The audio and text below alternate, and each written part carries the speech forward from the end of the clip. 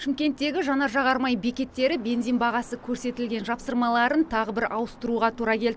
Оған себеп жанар-жағармай құнының кезекті рет 3-5 теңгеге көтерілуі. Сапасына қарай ай 92 144 пен 147 теңге аралығында сатылса, ай 95 167 теңгеге қымбаттаған. Тұрақсыз бағаға еттері үйренісіп қалған халық азық-түлік құнының да қымбаттағанын айтады.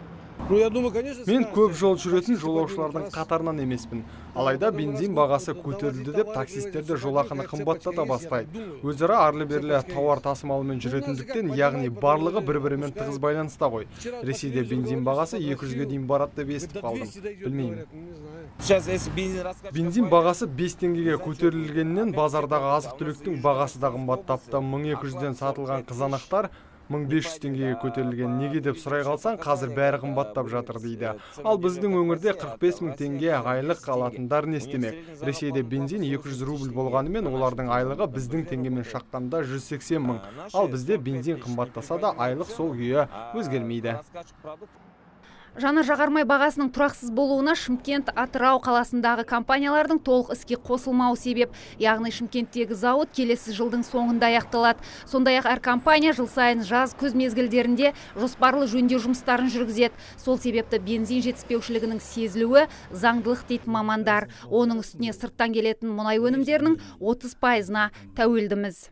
Үш зауытымыздың бәрі модернизациядан өткеннен кейін толық ол 18 жылдың ақырына дейін бітеді. 19 жылдан бастап Құда қаласа бүкіл елімізде мұнай өнімдерін қамтамасыз ететін болады. Сонда ғана бір қалыпты қазір таңға бір бағаны еркінге жіберген, оның пайдасын көріп жатырмыз. Қазір таңға бағалар өзі бір көтеріліп, суақан соның арқасында.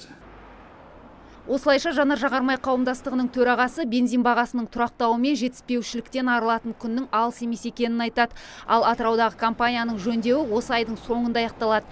Айтпақшы, ең төмен маркалы i80 бензині алдағы уақытта кәсіпкерлердің немесе мемлекеттік органдардың тапсырмасымен ғана өндірілуі мүмкін.